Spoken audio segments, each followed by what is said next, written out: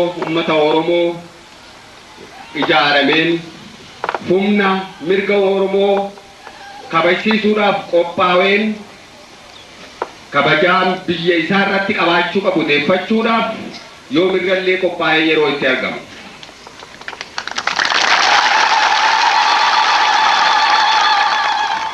Uummanni keenya barreen cunqursaa alagaa jala ture kana keessatti mirga isaan malu argachuudhaaf fi deeffachuudhaaf yeroo qabsoo ittiin godhin yeroo inni itti mugee fi dagate hin turre.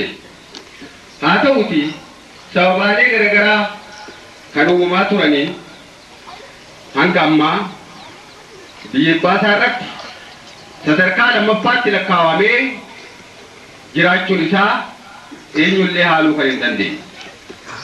Haala kana ifirraa jijjiiruu fi biyya baasaa irratti abbaa biyyummaa isaa mirkaneessuudhaaf wanneen isa barbaachisan guuttachuuf tattaaffii godhu keessatti barreen 17 dabran keessatti humna isaa kan dursuu fi kan isa qajeelchu kallacha isaa kan ta'e adda bilisummaa Oromoo ijaarrachuun sadarkaa duraatti injifannoodhaan mirga isaa gonfachuudhaaf haallan murteessoo ta'an keessaa tokko guuttachuu danda'e jechuudha.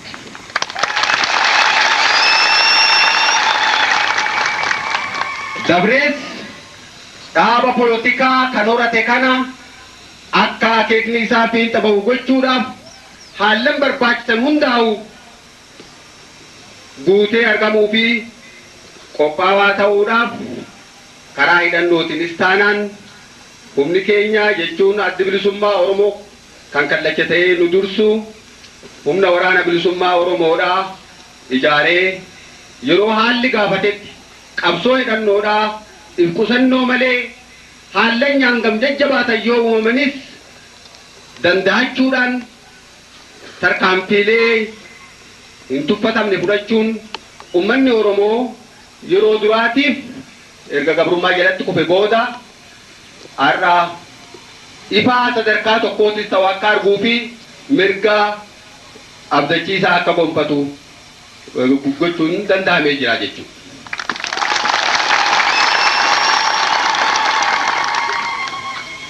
Addi bilisummaa Oromoo durumarraa kaasee uummanni Oromoodha yoo mirga ofii biyya ofii irratti qabaachuu isa barbaachise kun immoo waan hafuu hin dandeenye fi kan seenaadhaan uummanni kamiyyuu mirkaneeffatee as gahee akkuma ta'uu isaatiin uummanni Oromoos dhaaba poolitikaa mataa ofii qabaachuunii fi humna mirga isaa kabachiifatuun qabaachuun barbaachisaa ta'uu kan itti amanee irratti dalagaa turee fi har'as irratti dalagu kan boruus irratti dalaguuf jiraatu jechuudha.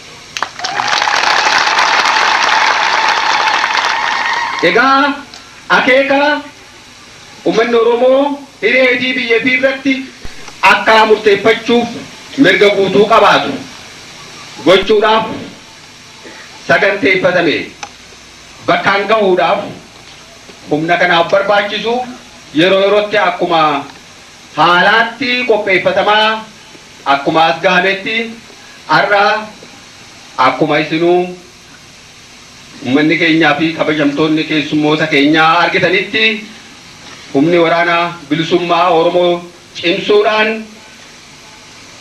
nagayummaa keessatti mirgi uummata keenyaa kabajaa akka qabaatu gochuudhaaf haalli immoo boora'u yookaan barbaachisaa yeroo ta'utti mirga uummata Oromoo kabajsiisuudhaaf irree uummata Oromoo cimsuuf humna uummata bal'aa keenya keessaa qabsoo isaatiif adda bilisummaa Oromoo jalatti hiriire ijaaruudhaan leenjisuudhaan karaa poolitikaa fi qalamaatiinis barsiisuudhaan qopheessee asiin gahee jira jechuudha. Yeroo leenjisaa kan dabre kana keessatti humni keenya kun osoo rakkinoota garaagaraa kan qilleensaa kan jireenyaa osooniif isa hin eeggatinii fi ittiin rakkatin qabsoo keenya kan qalamaa kan keessattuu kan afaan Oromoo barreessuudhaan barachuudhaaf akkasumas immoo barnoota karaa politikaa yookaan karaa siyaasaa jala bu'ee fudhachuudhaan haala boonsisaa fi haala gammachiisaadhaan barnoota isaa xumuratee jira jechuudha. Karaa kaaniin uummanni bal'aan keenya kan kanuu jiruu fi kan fagoo jiru sagantaa naannawa kanatti jalqabame kana akkuma karaalee biraatti deeggarsa irraa eegamu hundaa'u gochaa turee fi humni qabsoos akkasuma immoo wanneen qabsoo kanaaf barbaachisu guutuunis ummata keenyarraa kan eegamu ta'uu isaa beekuudhaan waan eegamaa ture olitti dhugumatti haala boonsuu fi jajjabeessaa fi mirqaansaa ta'een gargaarsa guddaa laachuudhaan sagantaan kun rakkinni tokko osoo mudatin akka fiinxa ba'u qooda nuu kennee jira jechuudha.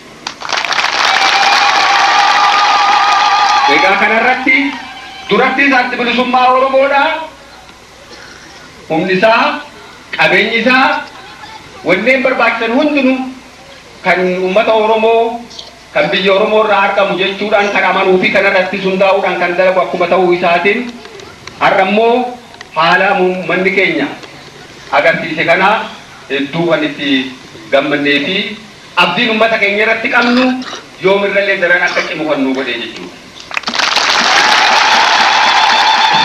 Eenyullee maqaa ofii biyya ofii irratti dhabuun hafnaan gaafatamuu hin jaalatu. Eenyullee seenaa ofii dhabuu hin fedhu. Eenyus aadaa isaa dhabuu hin jaalatu. Sabni kamuu yookaan mataan nama tokkootu kan afaan ifiitiin dubbachuu dhoorgamu yookaan afaan isaa jalaa gadi qabamuu fi akka hojiirra oolle taasifamu kan fedhu itti fakkaatu.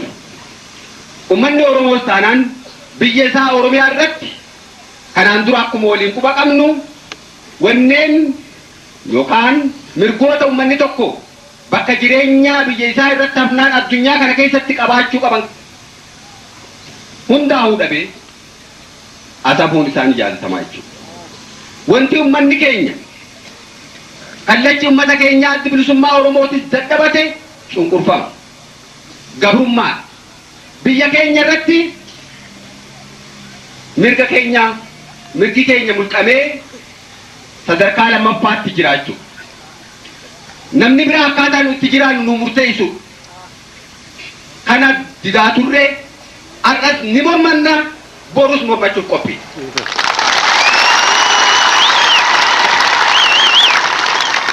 Gurraachi, adiin, diimaan yookaan immoo magariisni yoo jiraates kan samirraa bu'ee dhufullee osoo kan argamu ta'ee eenyu jalatti biyya keenya irratti kana seera kanaan bulii heera kanaan bulii akka dabbu hin jedhu akka jiraachuu hin feenu jechuudha.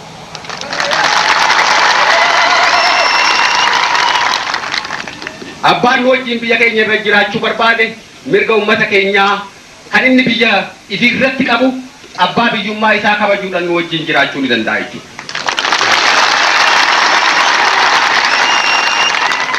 Oromiyaa irratti yoomillee taanaan murteessan uummata Oromoo qofaa jennee tamanna. Kana mirkaneessuudhaaf akkuma jedhan deedaa addi bilisummaa Oromoo akkasumas uummanni bal'aan keenya har'as borus qophiidha jechuudha. Humni qabsoo keenyaa kan har'a argitanii fi kan kanaan dura ture kan borus qabsoo kanaaf hiriiru akeeka adda bilisummaa Oromoo fi akeeka uummata bal'aa Oromoo kana bakkaan ga'u kan qophaa'e jechuudha. Kanarraa kan hafe mirgi abbaa biraa kan inni dabreetiin saamuu barbaadu yookaan miidhaan addaa uummata keenya ittiin dursaa turee fi har'allee ittiin dursuu borus ittiin dursuu isa kanaa jechuudha. Kana uummanni keenya hanga maayyiitti nuu fudhachuudhaan akka adda bilisummaa Oromoo jalatti hiriiree fi tinnisee hanga maayyiitti akeeka ofiitiin xabaafachuudhaan akkuma ummatoonni biyyi biraa biyya ofii irratti kabajamanii jiraatanitti kan kabajaa ifii harka ifiitti galfatee jiraatu ta'uu qabsoo bifa barbaachisa hundaa'u haala nagaa keessatti akka nagahummaa danda'ametti haala biraa keessatti immoo akka barbaachisatti akka itti uummanni keenya qophaa'u jenna.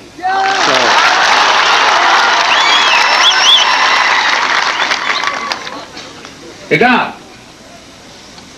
leenjifamtoonni keenya kanarraa hamilee mirga uummata Oromoo bilisummaa Oromoo guutuu argamsiisuuf kabajsiisuutiin kan qophaa'an kan mirga uummata biraa kabajan kanneen naamusaan ciman kan uummata keenya fi uummata cunqurfamaa biraas rakkina keessaa bahuudhaaf qophaa'oodha ta'uu isin ibsaa asitti argamtanii gaasirna keenya kan humna kanaa eebbisuudha irraa qooda fudhachuu keessan isinis baga gammaddan jechaa nus gammachuu qabnu isiniif ibsaa kanuma inaasoo akeetu muradhaa injifannoo uummata Oromoo.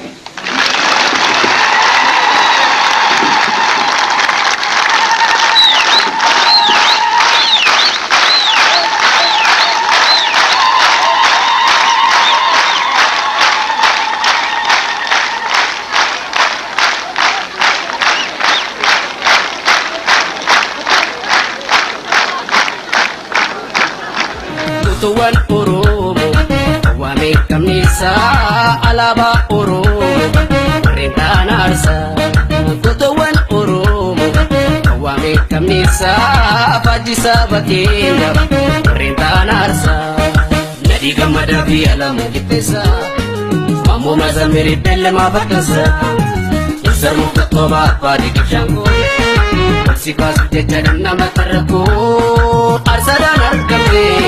Simpar salamaku, mereka nak dengar simpar salamaku.